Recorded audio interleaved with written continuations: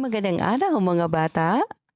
Para sa ating unang araw, mga alituntunin sa barangay.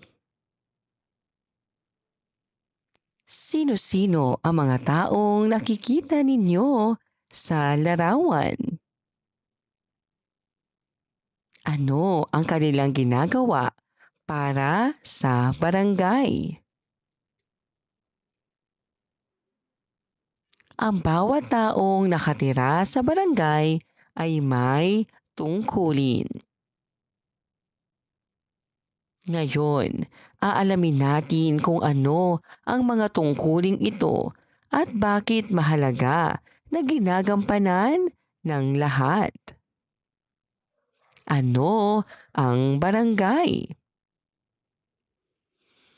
Ang barangay ay isang pamayanan kung saan sama-samang naninirahan ang mga tao.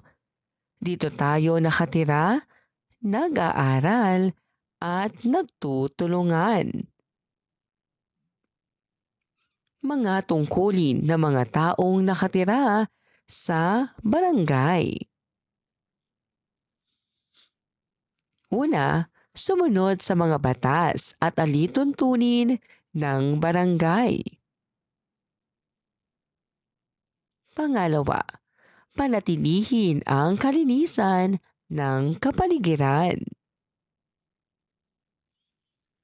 Pangatlo, tumulong sa mga gawain ng barangay. Pang-apat, igalang ang kapwa at mga opisyal ng barangay. Panglima, maging responsable at mabuting mamamayan. Bakit kailangang gampanan ang mga tungkulin? Upang maging malinis at ligtas ang barangay. Upang magkaroon ng kaayusan at pagkakaisa. Upang mapangalagaan ang kabutihan ng lahat. Ang bawat taong nakatira sa barangay ay may tungkulin. Kailangang gampanan ng lahat ang kanilang tungkulin upang mapanatili ang kaayusan, kalinisan at kabutihan ng barangay. Gawin natin. Piliin ang letra ng tamang sagot. Alin sa mga sumusunod ang tungkulin ng mamamayan sa barangay? Sino ang nagbabantay sa kaligtasan ng barangay? Bakit mahalagang ginagampanan ang tungkulin sa barangay? Ano ang dapat gawin ng isang mabuting mamamayan? Ano ang mangyayari kung lahat ay tutupad sa kanilang tungkulin? Gawin natin. Isulat ang tama kung ang pahayag ay wasto at mali kung hindi.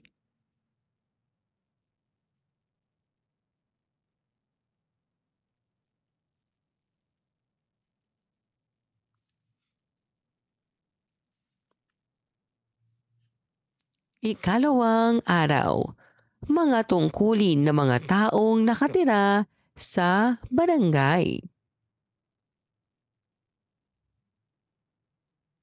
Basahin natin. Ang barangay na naging maayos. Sa barangay masagana, may mga taong hindi nagtatapon ng basura ng tama. Dahil dito, nagkasakit ang ilan. Isang araw, nagpasya ang mga mamamayan na magtulungan. Nagdilinis tuwing Sabado, sumusunod sa patakaran at nagmamalasakit sa isa't isa. Di nagtagal, naging malinis, tahimik at masaya muli ang kanilang barangay. Ano ang problema ng barangay masagana? Ano ang ginawa ng mga mamamayan upang masolusyonan ang problema? Ano ang naging resulta ng kanilang pagtutulungan? Anong tungkulin ang ginampanan ng mga tao sa kwento? Ano ang aral na makukuha sa kwento? Ang barangay ay lugar na ating tinitirhan araw-araw.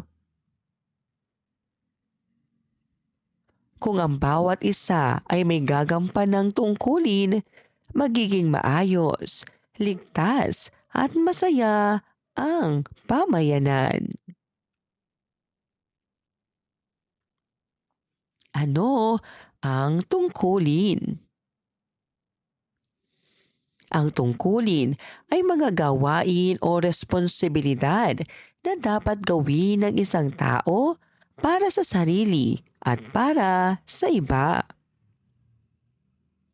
Mga tungkulin ng mga taong nakatira sa barangay. Una, paggalang sa kapwa.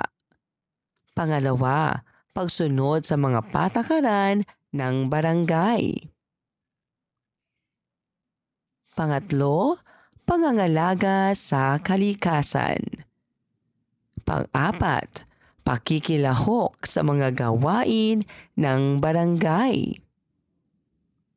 Panglima, pagmamalasakit sa kapwa. Kapag ginagampanan ng bawat isa ang tungkulin, nagiging maayos ang pamumuhay.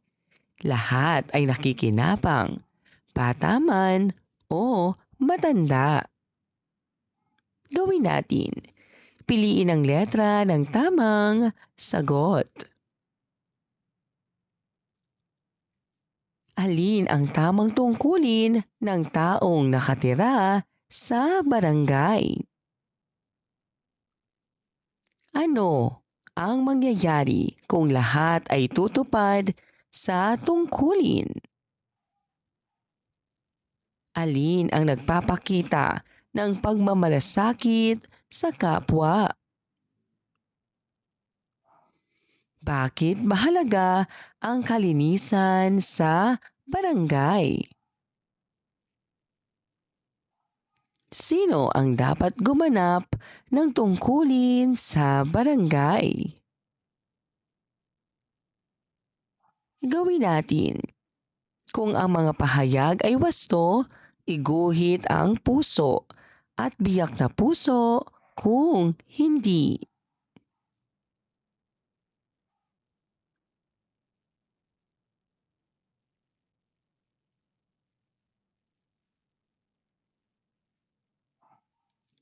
Ikatlong araw, paglalapat ng mga tungkulin ng mamamayan sa barangay. Mag-thumbs up kung ang pahayag ay tama at thumbs down kung hindi. Si Ana ay nagwawalis sa tapat ng kanilang bahay tuwing umaga.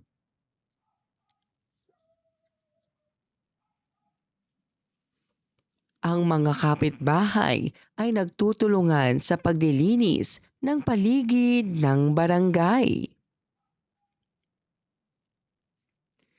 Si Ben ay nagtatapon ng basura sa kanal dahil tamad siyang maglakad papunta sa basurahan. Si Carlo ay sumisigaw at gumagawa ng ingay kahit gabi na. Si Dana ay tumutulong sa matandang kapitbahay na magbitbit ng mabigat. Mga bata, ang barangay ay parang isang malaking pamilya.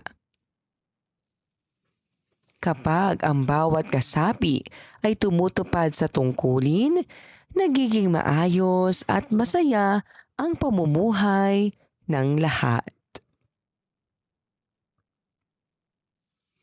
Ano ang paglalapat ng tungkulin?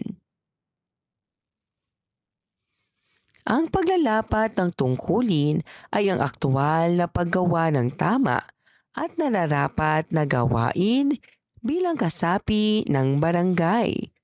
Hindi lamang ito alam, kundi ginagawa araw-araw. Mga paraan ng pagsunod sa mga tungkulin sa barangay. Pagsunod sa patakaran. Pagpapanatili ng kalinisan, pagiging mabuting kapitbahay, pakikilahok sa gawain ng pamayanan. Mahalagang mailapat at magampanan ng lahat ang tungkulin upang mapanatili ang kaayusan, kalinisan at kabutihan ng buong barangay. Gawin natin. Piliin ang letra ng tamang sagot. Alin ang nagpapakita ng pagsunod sa tungkulin sa barangay? Bakit mahalagang gampanan ng lahat ang tungkulin sa barangay? Ano ang dapat gawin kapag may programang paglilinis sa barangay? Alin ang tamang asal ng mabuting kasapi ng barangay? Sino ang may tungkulin sa barangay? Gawin natin.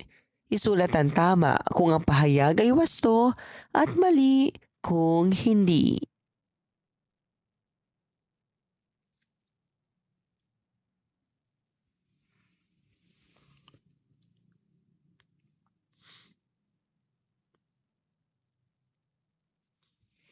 Ika-4 na araw, pagiging responsable at panghihikayat sa kapwa sa pagtupad ng tungkulin sa barangay.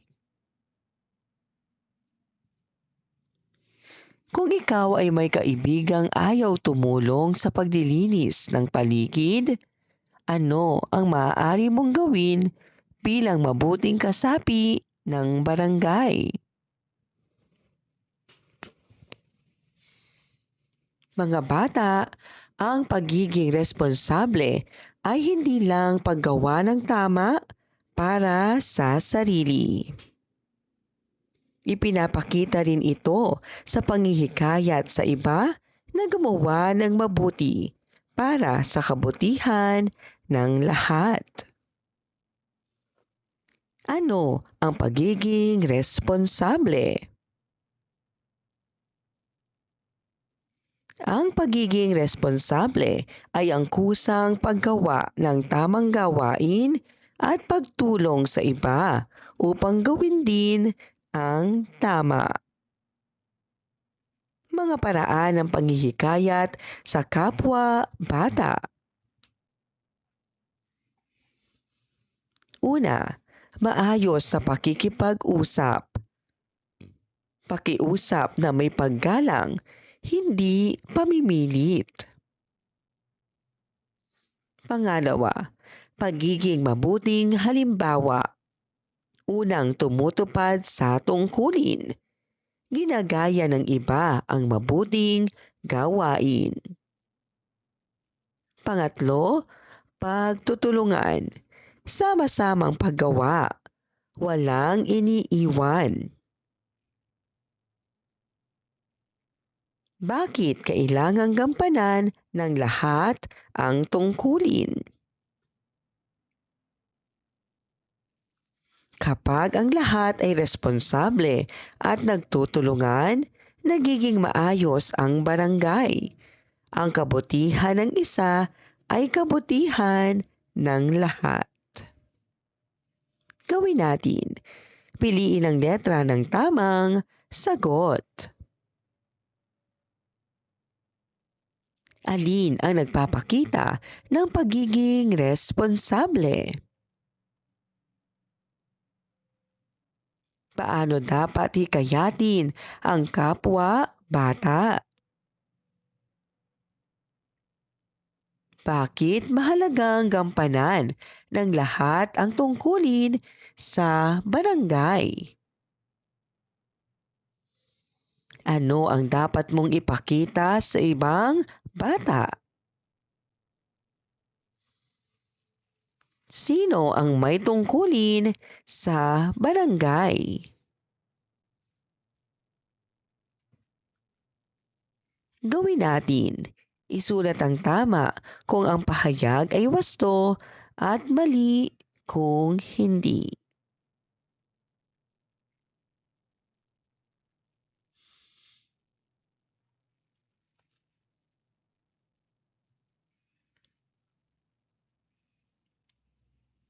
Maraming salamat po sa inyong panonood at pakikinig.